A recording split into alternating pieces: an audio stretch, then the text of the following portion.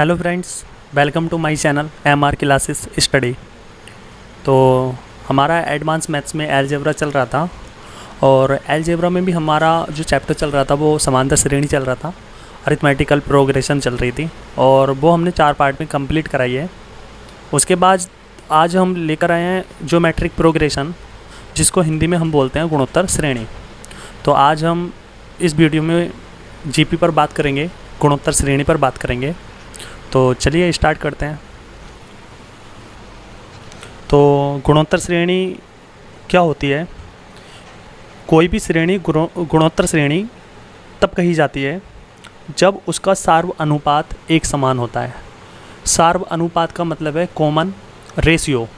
समांतर श्रेणी में होता था कॉमन डिफरेंस, या हिंदी में हम बोलते थे सार्व अंतर, और गुणोत्तर श्रेणी में चलता है सार्व अनुपात, समान अनुपात, कॉमन रेशियो, जिसको हम स्मॉल r से डिनोट करते हैं। जैसे मैंने यहाँ पे आपको एक श्रेणी दी 5, 10, 20, 40 और ये इसी प्रकार से आगे चल रही है। अब मेरा पहला क्वेश्चन यही है कि ये जो श्रेणी है ये समांतर श्रेणी है या गुणोत्तर श्रेणी है।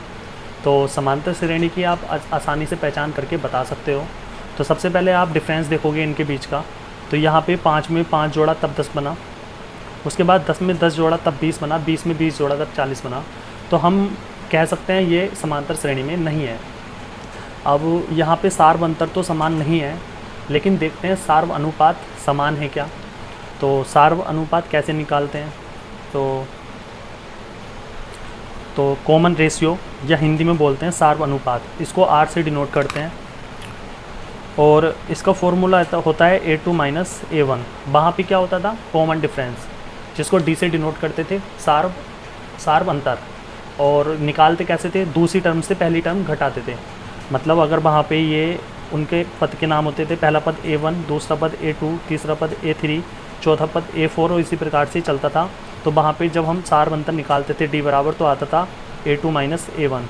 यहाँ पे क्या है? जब हम सार्व अनुपात निकालेंगे गुणोत्तर श्रेणी में, तो R बराबर आएगा A2 माइनस अपॉन A1 बराबर A3 अपॉन A2 बराबर A4 अपॉन A3, और ये भी इसी प्रकार से आगे चलता रहता है। अगर इन सब की वैल्यू बराबर आ जाती है तो हम कहेंगे ये जो श्रेणी है ये एक गुणोत्तर श्रेणी होगी। तो चलिए यहाँ पे हम बात करते हैं R की, सार्व अनुपात की। तो R बराबर यहाँ पे A2 क्या है? 10 अपॉन में A1 क्या है? 5। तो यहाँ पे हम जब इसको काटेंगे तो आ जाएगा R की वैल्यू 2। अब हम इससे देखेंगे तो यहाँ पे भी R की वैल्यू क्या आ रही है? A3 क्या है? 20, A2 क्या है? 10। तो यहाँ पे भी R की वैल्यू 2 आ रही है। तो जब भी कोई भी श्रेणी गुणोत्तर श्रेणी तब होती है जब उसका सार्व अनुपात समान आता है। तो यहाँ पे सार्व अनुपात समान आ रहा है, तो हम कह सकते हैं 5, 10, 20, 40 की जो श्रेणी है ये एक गुणोत्तर श्रेणी है।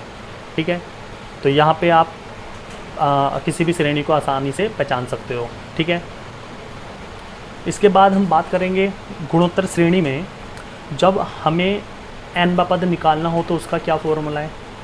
तो जब हमें n पद निकालना हो, n पद क्या होगा, लेकिन हम बात कर रहे हैं जीपी की, ज्योमेट्रिक प्रोग्रेशन की, गुणोत्तर श्रेणी की।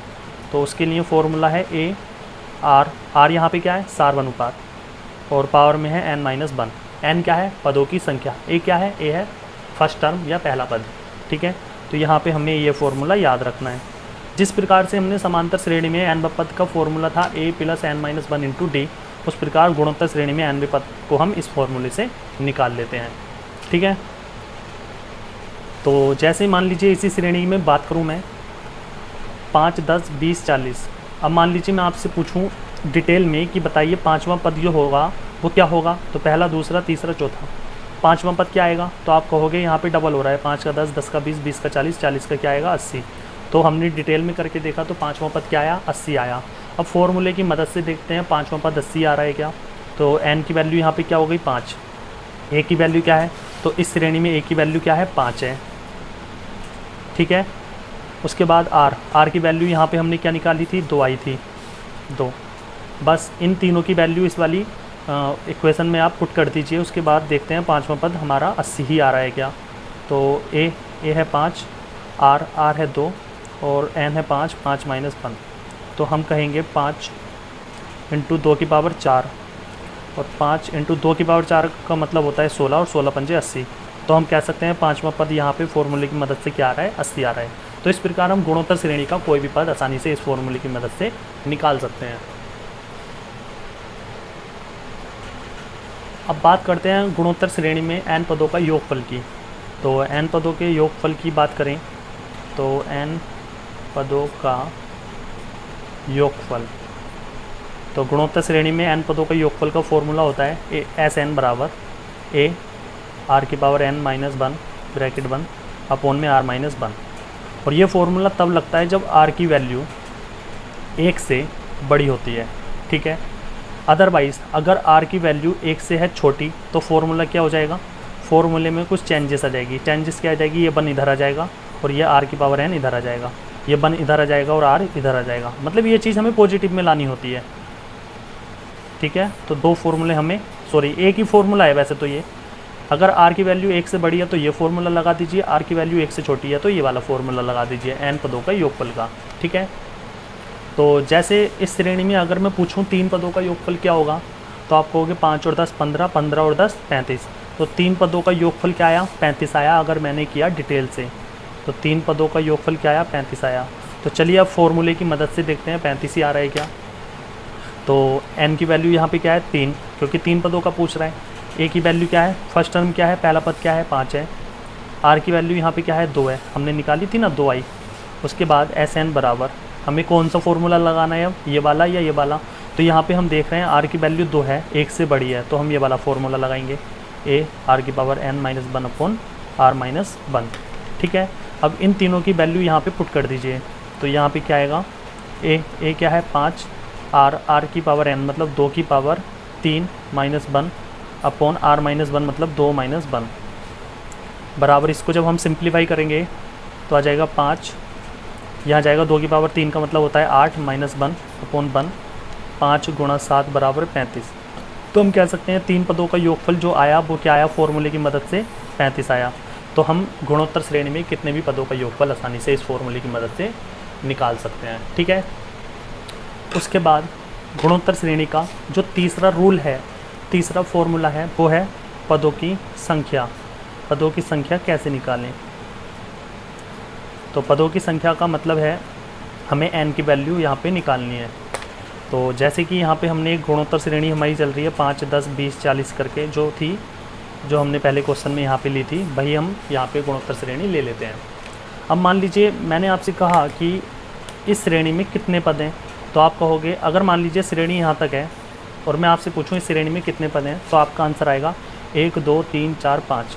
तो आप कहोगे 5 पद हैं इसमें, ठीक है। लेकिन इस श्रेणी में कम पद थे तो हमने काउंट करके बता दिया। लेकिन अगर किसी श्रेणी में ज़्यादा पद होंगे और हमसे पूछेगा कि पदों की संख्या बताओ, तो उसके लिए एक फ़ॉर्मूला है, और वो फार्मूला ये है, इंग्लिश में बता देता हूँ, last term upon first term बराबर कॉमन रेशियो मतलब r अपॉन और पावर में है n माइनस 1, ठीक है। तो बस आपको ये एक फार्मूला याद रखना है।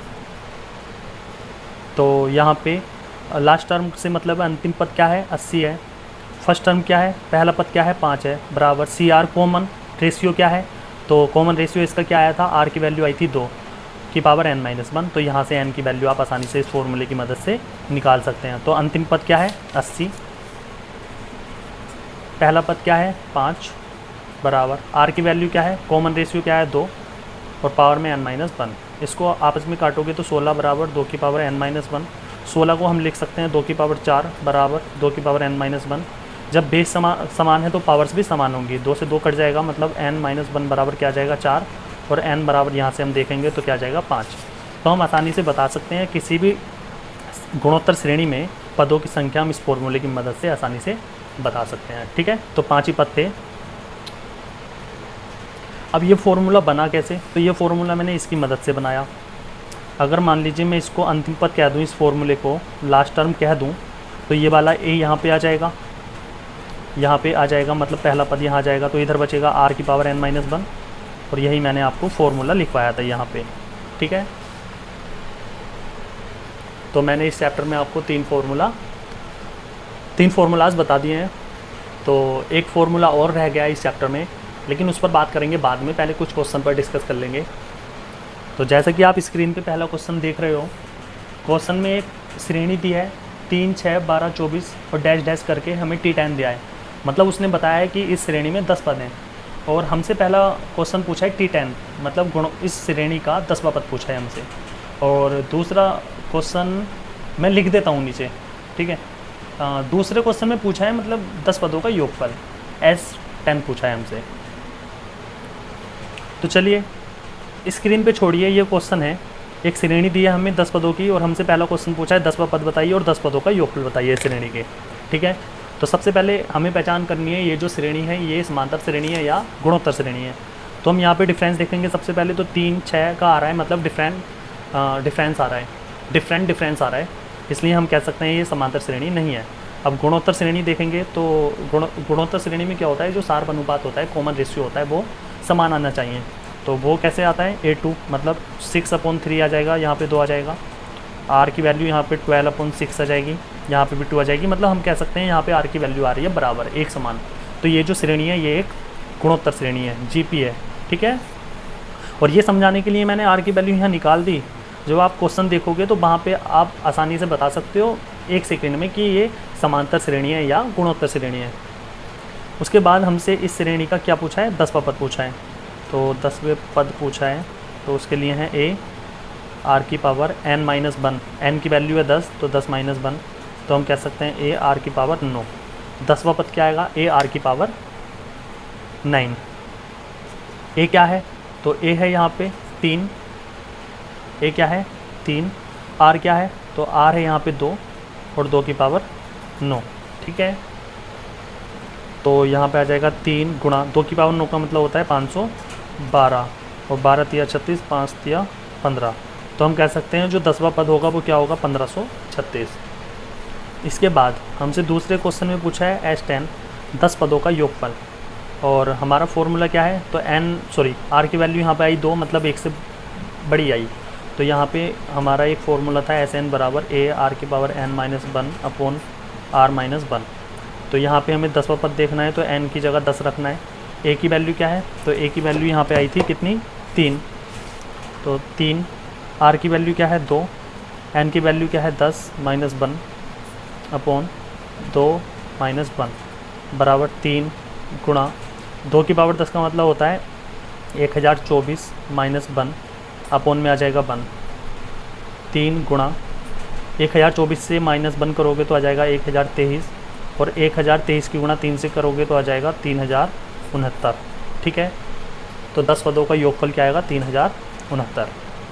तो आप किसी भी गुणोत्तर श्रेणी का कोई भी पद बता सकते हो और कितने भी पदों का योगफल आसानी से बता सकते हो। तो चलिए कुछ डिफरेंट टाइप के क्वेश्चंस पर बात करेंगे हम। जैसे मान लीजिए क्वेश्चन नंबर दूसरा आपको दिया है,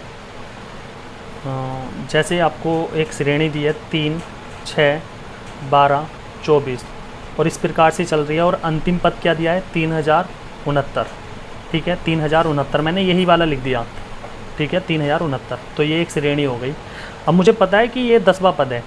3069 तो सॉरी योगफल आया था, जो 10वां पद आया था वो आया था 1536, ठीक है। तो मैंने एक श्रेणी लिख दिया, मुझे पता है कि ये 10वां पद है 1536। लेकिन अगर हमसे इसी क्वेश्चन में पूछे कि बताइए पदों की संख्या क्या होगी, तो फॉर्मूले की मदद से हम देखेंगे 10 ही आ रहा है क्या, पदों की संख्या क्या होगी।